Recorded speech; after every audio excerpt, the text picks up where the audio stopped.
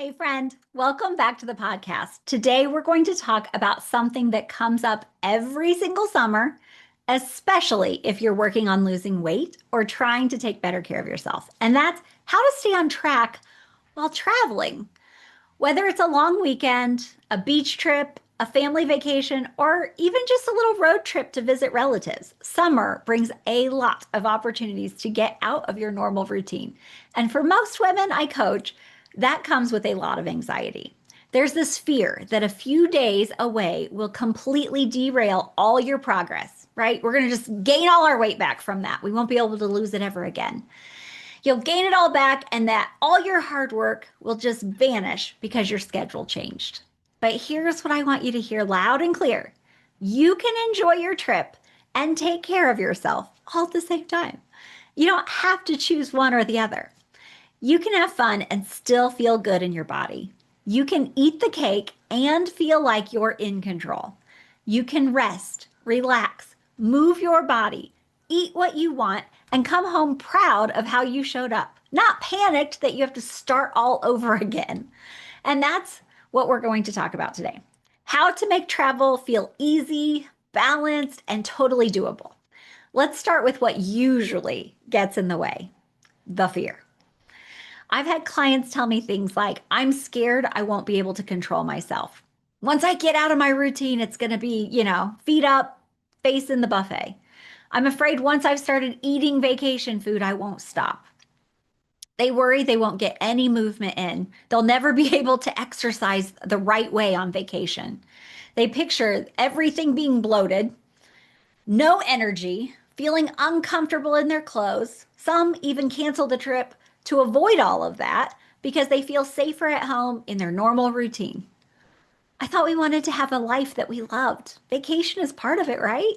But the truth is, the more afraid you are of vacation ruining everything, the more power it has over you. If you've ever told yourself, I have to be perfect or I'm going to totally blow this, you've created this black and white world where you either restrict or you binge.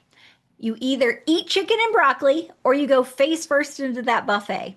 There's no middle ground. And the result, usually some mix of rebellion, of guilt, and feeling like you failed.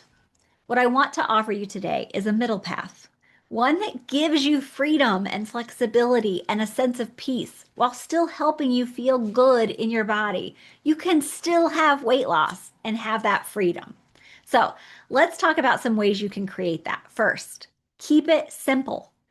The basics still work, even when you're not at home. I like to ask, what do I know for sure? Instead of all the things I don't know, right? Let's ask, what do I know for sure? I know there's always food available. I've never been somewhere that doesn't have food. And sometimes I'll shove some purse snacks in to make sure I have it available. I know I can make choices that feel good, even if they aren't perfect. I can look at what's available and make the best choice. I know I can listen to my body. I know what feels good in it, what doesn't. I know water and sleep help me feel better no matter where I am. I know that walking and dancing, those are movements. Even if I don't ever step foot in a gym, I'm doing something. When you remember those basics, everything becomes easier. You don't have to track every bite or plan out every meal of vacation. You just show up for yourself in small, doable ways. Now, let's talk about food. For a lot of women, the biggest source of anxiety around travel is eating when we're trying to lose weight. Excuse me, you might think if I have one treat, I'll spiral. I'll go back to all my old habits. I'll feel bloated and gross and I'll never get back on track. I'll just gain all my weight back. That thought creates so much pressure, and pressure leads to restriction and fear, which leads to that binge cycle because then we are like, I've already messed it all up anyway, and we haven't even done anything, let me tell you, most of the time. We've just thought we're going to, so let's get ahead of this and just eat everything. So instead, I coach my clients to decide ahead of time as many things as they can. Like, what do they actually want to enjoy? I ask them, what are you most looking forward to on this trip? And I ask, is there a food or a drink you want to savor? You're looking forward to it, can't wait to have it. So, for example, like when I go to Sanibel, Florida, I know I'm going to get ice cream from the lighthouse. I know I'm going to go get a smoothie. It's a strawberry banana one. My son and I love these things from the Island Cow, and a slice of cake from the Bubble Room. They're ginormous slices of cake. It takes me a whole week to finish it. I don't feel bad about it. I don't panic or feel out of control. I look forward to those things. And because I know I'm going to have them, I've planned ahead to have them. I don't obsess about them or anything else thinking about it as I'm building it up in my mind as something I have to grab while I can. When I was thinking I couldn't have it or I couldn't have very much of it, then I ended up eating all kinds of things that I really didn't even care about, like store-bought cookies or things that like just people ordered at the table. I didn't even care about that, but I felt like I had to have it all or I wasn't going to enjoy my vacation. I was missing out on everything. Now I figure out what exactly I want ahead of time and I look forward to those things. I know I can have them all. And because I believe that, I don't even want very much. A small scoop of ice cream or a few bites of cake each day, that feels like enough.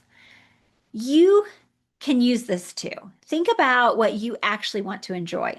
Decide ahead of time to have it, and then let it be part of the plan. Not a cheat, not a failure. It's just a choice. Also, this is a big one. Listen to your body while you eat. Ask yourself, do I want this? Do I even want this? How will I feel after I've had it? Not in a punishing way, but as a check in. So many of us are used to just eating everything on our plate, everything that's available because we're in vacation mode. But I promise you, it feels so much better to eat what you enjoy and stop when you're satisfied than to keep going and end up uncomfortably full, bloated, or sluggish for the rest of the day. And when you know you can have things, you don't need it all right now. You're going to have a little bit every little bit that you want to have some. That makes it so much freeing to just have some. And then you feel great. And that's contagious to want to just keep doing it more and more that way. Let me just say this. I get it. I've been there. As a kid, one of our favorite parts of traveling were the road snacks from the gas station and fast food. Greasy burgers, fries, shakes, and then all of the candy and chips. Mine were always Twizzlers and Reese's Pieces, a bag of Skittles, and then all kinds of potato chips. And not to get too graphic, but more than once, the combo with the greasy burgers, the fries, the shakes, that combo led to a very unfortunate digestive situation. Let's just say riding in a car with a bag that has your poopy pants in it, not ideal. So now I choose differently, not because I can't have those foods, but because I've learned how I feel when I eat them. I still might grab a few fries off my husband's plate, but I usually skip the shake altogether. Not because it's bad, but because I know how it feels when it's in my body and I want to feel better. I will feel so much better if I don't. So, when we stop assigning moral value to food and just start asking, how does this feel in my body? That's where the freedom comes in. All right, now let's talk about movement. You don't need to do a full-blown workout on vacation unless you want to. If you enjoy it, do it.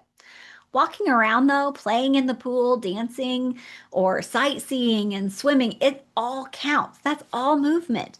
And movement can be fun, casual, and totally unstructured, unplanned, unscripted. You don't have to have it pre-wrote out. Just move and enjoy.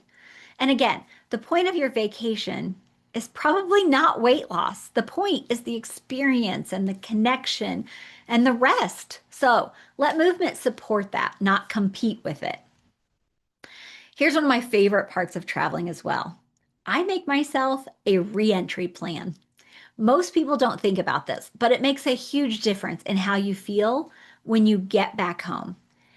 If you already know that you have a plan for coming back home, you don't have to worry about starting over on Monday. You've already thought through this. Instead of coming back and saying, oh, I blew it, I like to create a simple plan for getting back into my normal routines. It makes it faster to get into those routines. I plan my groceries before I even leave on vacation to be delivered for when I get home. I keep my meals simple, things that I know that feel good in my body, that maybe aren't going to bloat me because I might come back a little extra bloated already, and that I actually like to eat. Things that I don't have to spend a ton of time preparing because I'm probably going to come back a little tired. I schedule a little extra rest. Maybe I say no to a couple things that week so that when I come back, I can ease back into things. I also remind myself I didn't mess anything up on vacation. I was on vacation and I enjoyed myself, and that's what it looked like. My habits are things I do most of the time, not necessarily all the time. That's what makes them sustainable. And honestly, just planning to get back into routine gives me confidence. It's one of those little things that builds trust with myself. I know how to take care of me. Because here's what I've learned: weight loss that lasts comes from flexibility and resilience, not restriction. It's about learning how to take care of yourself through all the seasons, all the events, all the unexpected things life throws your way. Vacations aren't the exception, they're the practice. They're a chance to prove that you can show up for yourself even when things look different. And that is what makes you unstoppable. So, before we wrap up, I want to tell you something important. You don't have to be perfect on your vacation. You don't have to control everything. You're allowed to enjoy your food. I want you to enjoy your food. You're allowed to rest and you're allowed to have fun. I don't do CrossFit when I'm on vacation. I make sure that I'm having lots of fun and lots of rest. And when you do those things while still being kind to your body, making thoughtful choices, you'll come home proud, not panicked. If you want help creating a plan for your next trip, or just learning how to feel more confident, more in control, maybe more relaxed in your weight loss journey, I'd love to help you with that. Please let me help you with that. Go to coachingkara.com/free call and book a free personalized solutions call. I'll help you find the right balance, simplify your habits, and show you how to build a weight loss plan that works, even when you're not at home. Because life isn't meant to be paused every time we want to make progress. And progress doesn't have to stop just because you're living life. You can travel, have fun, take care of yourself, and you can do it all. You can enjoy it. You've got this. And girl, I've got you. Next week is our final episode in this series. We'll be talking about bloating and hydration and how to keep your body feeling light and energized during these hot summer days. I'll see you then.